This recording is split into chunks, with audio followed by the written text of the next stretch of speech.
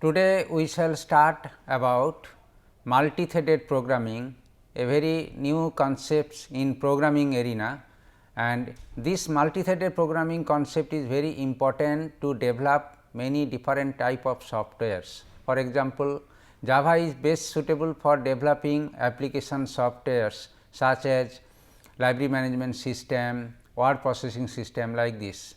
It is also equally best suitable for developing system software such as compiler, operating system. Now, such a system software development is possible using Java because of these features, the multi-threaded programming concept. Now, before going to understand about the different features so far the multi-threaded programming is concerned, first we should clear our idea about what exactly a multi-threading is. Now, as the name says, the multi-threading, it is basically a short form of multiple threading actually, that is why multi-threading. So, definitely, so it is in contrast to single threading we can say. So, what exactly the concept of single threading is that here we can see this is a one example of a class which has one method. So, this is the method as we see, and in this method as the execution takes place from the very first statement to the next statement, the next statement and so on so on. So, this way the multi-threaded this way a thread will occurs.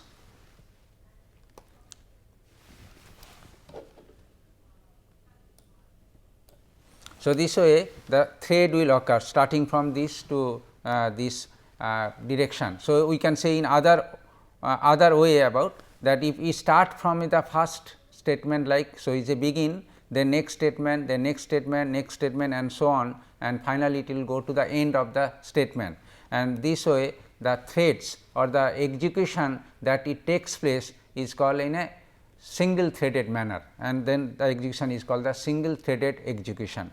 Now, in contrast to this single threaded execution, there is a concept called multi-thread execution.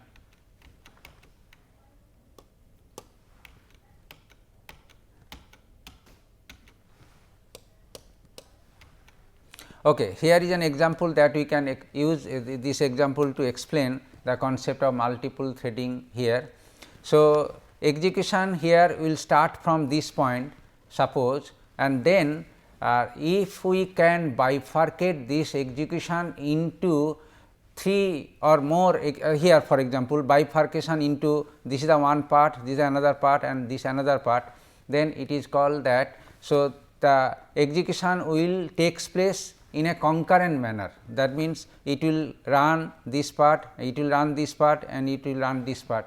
So, all three execution can takes place in a parallel manner or in a concurrent manner, then we can say this is the multi-threaded execution.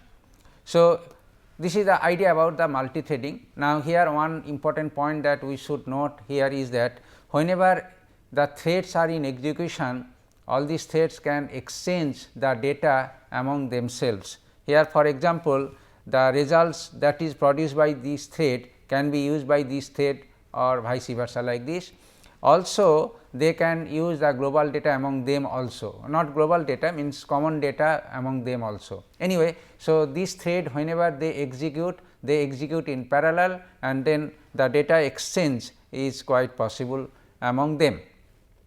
Now, as another example we can consider one more another example. Let us consider this is the one part of the program, and here as we see this program or you can say the main method consists of different modules. So, this is the one module, this is another module, search module, print module. So, different modules are there. Now, if this program executes in a single threaded manner, this means that this module will start its execution, completes, then only the next module will start and so on. So, this way the single threaded execution will take place. So, pictorially the single threaded execution will look like this. Yeah, pictorially the single threaded execution will look like this. So, it is this way. Now, on the other hand, if the same thing which if we run in a multiple threaded, then it will look like this. Yeah. So, if we run in a multiple threaded, then as we see here, so in a multiple threaded app you see, so after the reading operation is there, it will bifurcate into 3 different what is called the parts, the sort, calculate and search. So, what you can say at this stage, there are 3 threads, sort thread, calculate thread and search thread, they can execute in parallel. And once all these threads are finished their execution, it will come to this thread and then print will execute. So, this way these parts can execute in a multi-threaded manner, this is single threaded manner. So, this is the concept of multi-threaded execution or the program.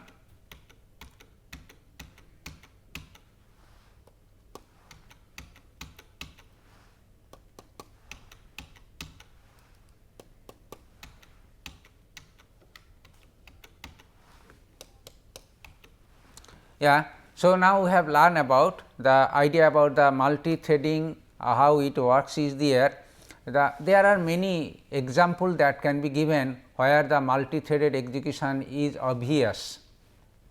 So, whenever we are using our system computer, there are many tasks which is basically works in a continuous concurrent manner. For example, when you are reading web page, at the same time you can type into using word processor and at the same time you can play your music. So, all the things are going in parallel. So, for everything, for playing a music there is a one thread, for browsing the information from the internet one thread, whenever you are typing something using an word processor application is another thread and all these things. Now, so there are many applications where the multi-threaded way the executions are there and are to be carried out, so that we can achieve maximum things from the system. Now, how this multi-threading actually can be achieved in our system? There are in fact 2 ways, the multitasking and multi-processing. So, in our few next slide we should understand about what is the multi-threading and multitasking is. So, here the multitasking is also alternatively called the time sharing.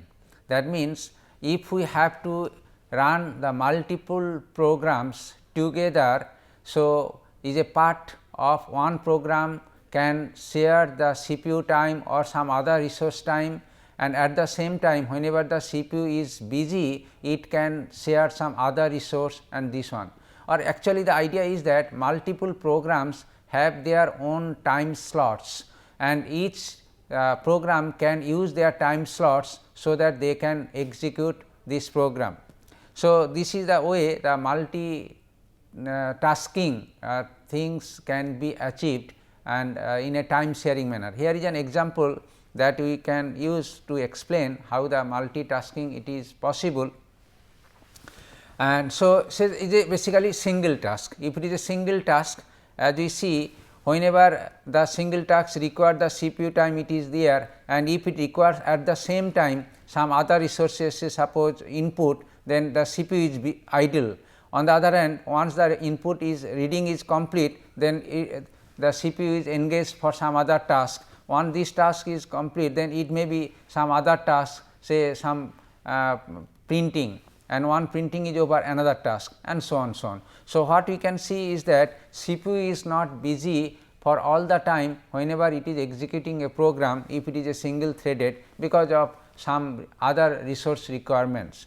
So, this way actually the performance or efficiency or the throughput of the system is less. As you can see, if we execute this way, the code is executed only 57%, where the system remain idle for 43%. So, this is not an efficient way of solving this program.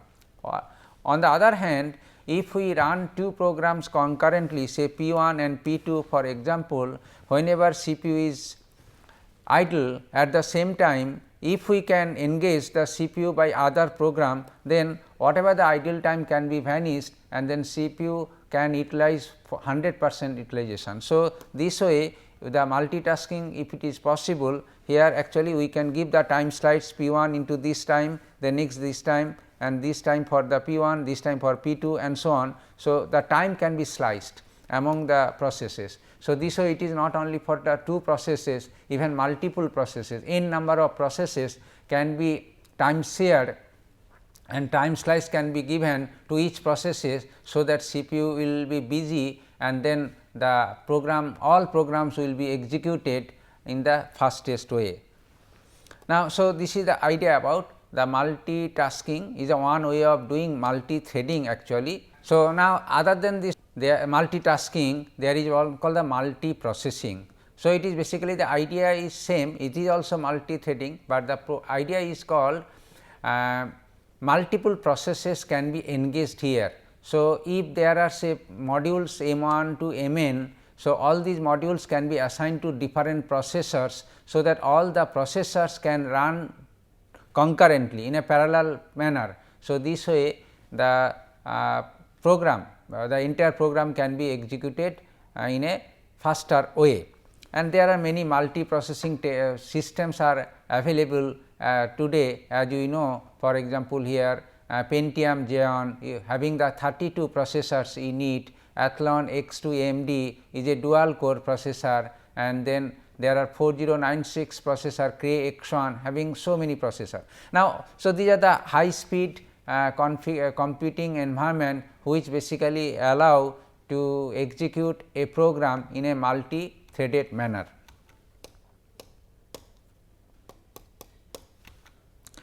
Now, so here is basically the 2 concepts. So far the multitasking is concerned. So, process and thread. So, basically the entire programs can have the different parts. This is basically the process. So, process is basically is a program is an executable form which can be loaded into the memory, and then once the processes are loaded into the memory, operating system can take care of the execution of each processes. And on the other hand, there is a concept of threads, which basically the idea about that how a process can execute in the system. So, it is basically it is a thread is basically a sequential execution of a set of instructions one by one. So, there are multiple thread means there is a multiple set of sequential execution of a systems which can share the data among them. So, multiprocessors, multiple processes, this basically multiple threads we can say, and whenever one thread come into the picture, it is basically is a single process with a single set of execution. So, multiple threads is basically a concurrent execution, whereas a single thread execution is called the lightweight process, because it is a one thread actually. Now, so we have learned about the multi-threading, and we can learn that a multi-threading means a concurrent execution. Now, let us see how this multi-threading is useful to solve many problems as we are solving nowadays in our own computing system. Now, you know whenever you are using the Gmail software or a Google browser. So, Gmail software is basically loaded into some server, is a Google server, Gmail server, and you know at the same time the billion of people are using the same Gmail server in fact. Then how this Gmail server processes all the Gmail users actually at the same time. So, it is basically the Google server which basically run the Gmail softwares in their own system, they processes all the users in a multiple threaded manner. So, this is one example of the multiple threading. As we see from here, a user can place a request or can browse the Gmail from the say Firefox, another Internet Explorer, another maybe Opera. So, all the requests goes to the server at the same time. So, billion of requests are there, then this server can process them all the requests individually in a multi-threaded program. However, a user can think that okay, this server is dedicated to his service. So, all user can think that okay, I am getting as if I am the only sole user in the system. Actually, the Google server serves multiple users at the same time, and this is possible because of that multi-threading concept as it is followed in execution. Now, so there is idea about this one, and then basic purpose of this and this is another example of multi-threading using multiple processor. So, idea it is that if so many users one single server cannot handle, then at the end the multiple server can take care and then they can use it. So, here only 2 server, as you see, instead of 2 server a large number of servers can take care, and then multi-threading also can be done in a multi processing manner also.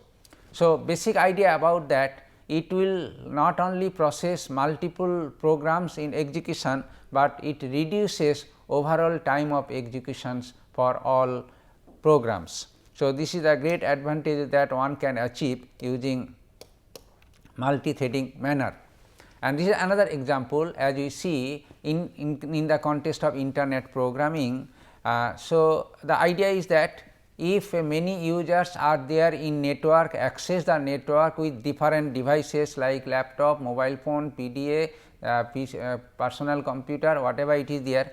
Now, all the users, those are there in the system, they are connected to a server called the proxy server. And then, so this proxy server can know that which request to pass to whom in what way. So, if so there is basically the different other servers, those are distributed worldwide, and then from this internet server the request will go, and then they basically process all the requested, and that again that at the end of the service. So, another request also come from another network, they also process, and then they produce the output, and the output go to the again this proxy, and then they can again transmit to this way, and this way the multiple execution takes place. So, far the internet programs are concerned. So, this is the concept of internet programming, and internet programming is today possible because of the concept of multi-threading as it is possible. So, there are multiple servers that can execute in parallel, as we see here. For example, this is an internet server, and there is basically service request that received by a server that needs to process the different clients, and then here as you see this server can run many threads. So, they are called the multiple threads, server threads, and all these server one executed parallelly. So, overall time that is required to get its service will be reduced remarkably, and that way we can improve the performance of the system. So, there are many examples as we see where the multi-threading is there. Now, this is the in the context of internet related application. Now, even in our single PC system also we need the multiple threading. Here for example, the user whenever editing a document, at the same time he can fire a print command to print one paper. So, to him both the things editing as well as printing takes place together.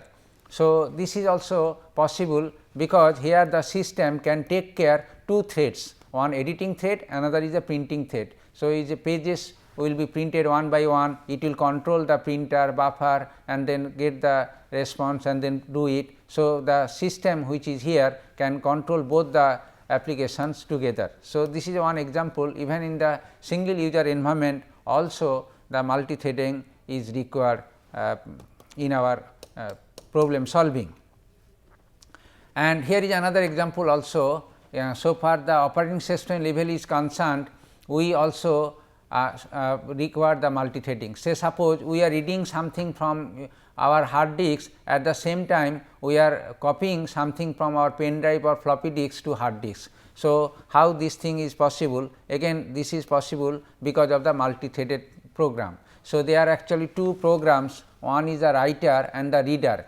The reader will read from the hard disk and writer will write into the hard disk, and both the things will take place together in a multiple threaded manner. So, this thread and this thread will execute in parallel, and in a multi-threaded manner actually. So, there are several applications as we see where the multi-threading is must.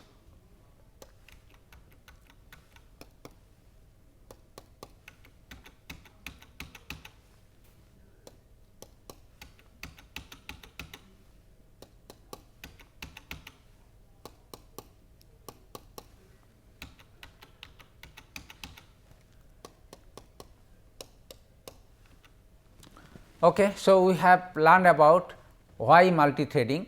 Now, this is our turn to learn about how this multi-threading is possible in Java. There are many features, many concepts are available in this context. We will learn all these features one by one in the next few slides. So, here is basically the multi-threading is done in the different level. First is the code level, then medium grain the control level, and then fine grain it is the data level, and this way very fine grain the data level it is there. So, here basically in the first code level multi threading is possible because we have to first decompose the program into different tasks where all tasks can be done independently. So, at the task level or is the code level is called the code granularity, or the task level the multi-threading will start first. That means, you have to, when you write the program, you can tell that okay, this is the piece of the code and this is the other piece of the code, the two tasks they can do independently, and then two threads can be planned for that. One it is there, then we can write the threads for each, and then all the threads can be takes place, and then at the execution level it basically creates the process for each thread is basically the code that is executable. For example, in case of your Java execution, the bytecodes for each threads actually it is there. So, it is a so for each thread there is a separate codes that can be placed there, and finally, at the CPU level for each code can takes place in an interleaving or in a concurrent manner, as it is basically whether that is the operating system can manage how this task and this task can be carried out parallelly. So, they can use some process synchronization, from time sharing or many other methods that the operating system can follow for you to execute to more than one thread together.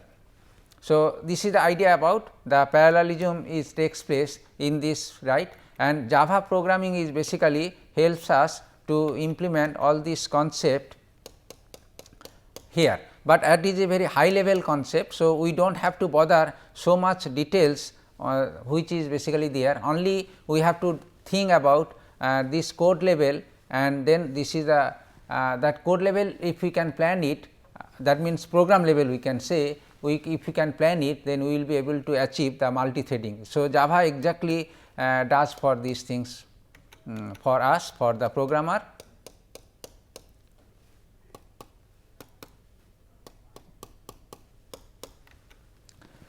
Now, so here basically single thread versus multiple thread, as we say earlier that this is the one single thread, if it is there one execution, if the multiple thread means multiple executions, and they can use the common memory, common data together. Actually, this is the idea. Now, therefore, what we learnt is as a summary that a thread is a piece of code that runs in a parallel manner with other threads, and each thread is a statically ordered sequence of instruction. That means, each thread is basically one set of a sequential instruction we can say, and all threads are extensively used to express concurrency, whether in a single or multi processor machine, whatever it is there. That means, either in a time sharing or in a multi processing, whatever it is there. Now, so now let us see the features which are there so far the multi-threading is concerned.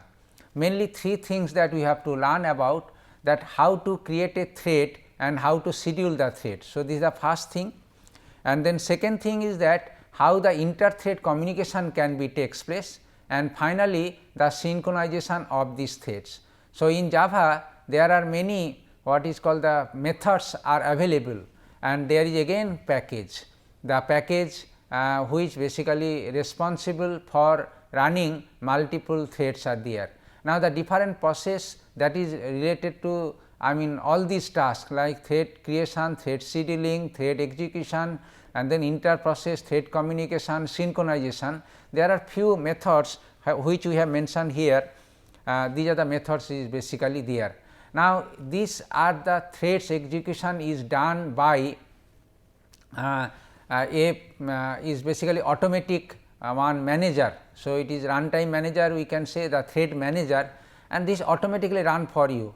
Now, an example of a thread which usually occur in whenever you run a Java program is called the garbage collector.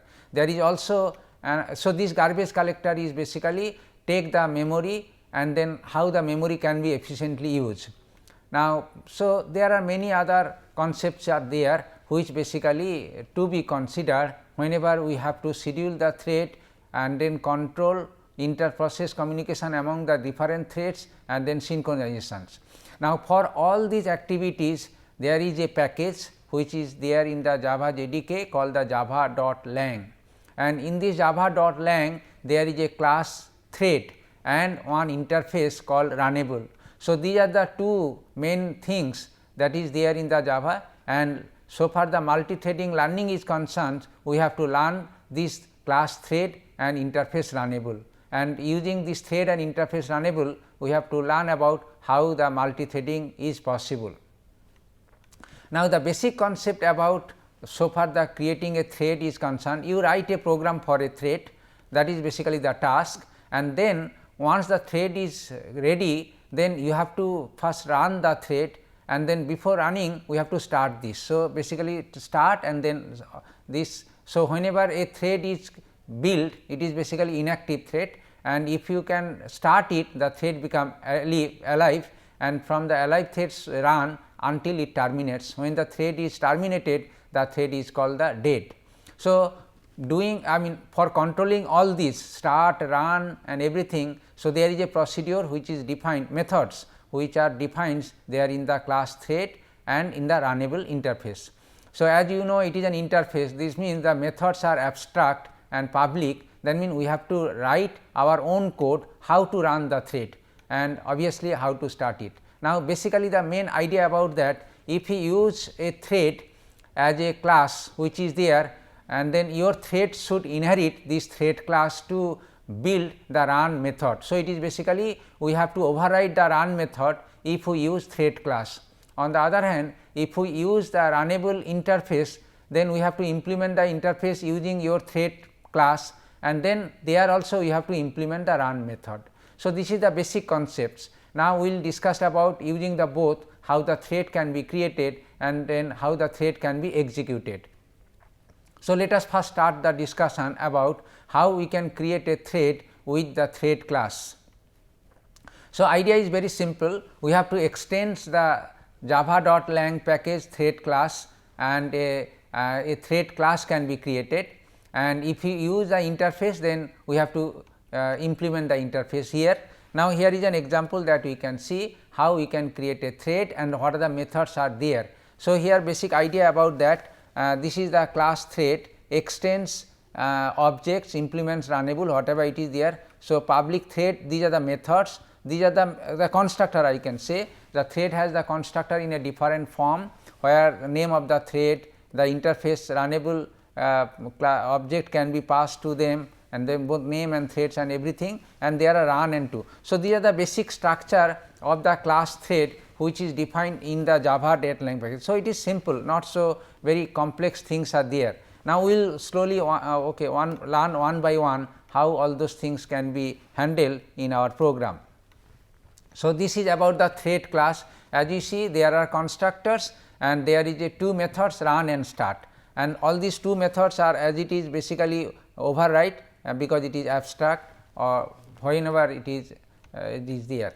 And so far the different methods are concerned in the thread class, other than the start and run method also, it includes few more methods which we have listed here, join, get live, get name, is alive, setting priority, sleep, yield and so on. So, these are the few methods are very learning all these methods will basically complete our learning about the thread execution.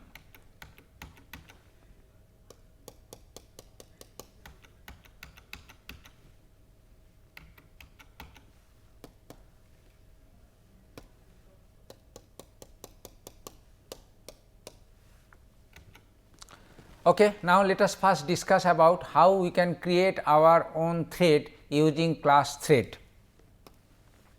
So, this is basically a typical steps or procedure that you should follow in your program. So, here you have to declare a class of your own, that is basically your thread class, which should extend the thread class that is there in java.lang package, and then this is the run method, we have to override this run method in your program.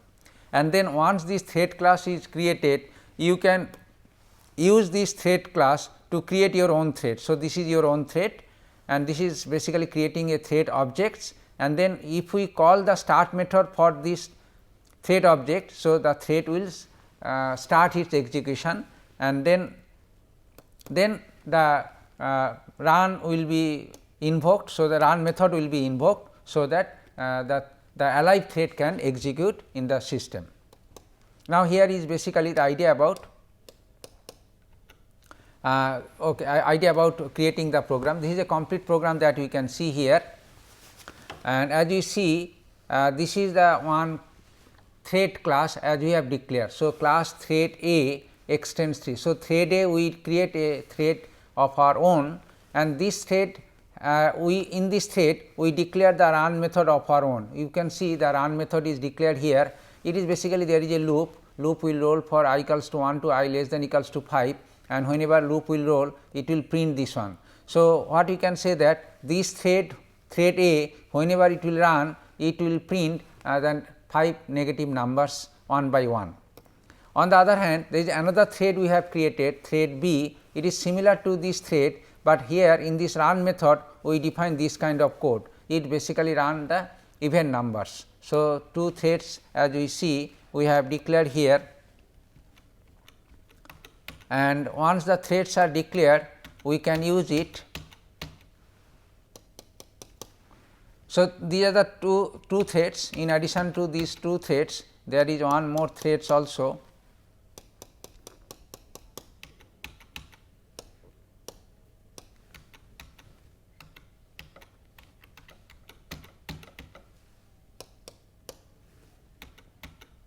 Yeah. So, okay. So, thread A and thread B that we have discussed. In addition to thread and there is another thread C. This basically also the similar run method which we have discussed here. So, what you can say that we have created 3 threads, thread A, thread B, thread C. Creating 3 thread is basically the business about that how we can define the run method. That means, how the thread will execute. I can tell one example. Suppose if you have to create 2 threads, one for sorting program, another for searching program. So, in the run method you have to implement the sorting algorithm, maybe say quick sort, and another run method which basically thread for searching we can implement the binary search algorithm. It is an example like this. So, in the current example we have created 3 threads to print the 3 different types of number. One is negative number, even number and odd number. So, these are the threads creation. Now, let us see how once the threads are created, how we can utilize in our program. So, this is basically the main method. As we see the main method, it is there name under this class, this is the main class. Now, here we just look these things carefully. What we can do is we create one thread object A of the thread A. Similarly, B and C are the thread objects for the 2 different thread B and thread C namely. So, here we can see 3 different threads objects are created. Now, so A dot start and B, these are the basically once the thread object is created we can start execution of this thread. So, here basically to do this thing we have to call the start method for A, B and C. Now, at this point what happened is that this is the single thread that is creating this, and then immediately A dot start the one thread for A thread A, for B thread B and C for thread C will be executed. This will print the negative number, this will print the even number and this will print the odd numbers. and then finally, whenever it will come at the end of this one, it will come to this system dot out println and it will print that multi-threading is over. So, this way the thread will execute in our program. So, what we have learned is that there are two main methods that is basically more crucial whenever the thread is there. The run, by the run method you have to declare that what is the task that to be accomplished by a thread, and then the start method. So, start method is already defined here there in the java.lang.thread class. So, just we have to use it to start the execution of the thread. So, this is the concept about the thread creation and then finally execution of thread. Okay. So, we have learned about how the thread can be created using thread class, and in our next module we will discuss about other way of running threads and managing the threads. Thank you very much.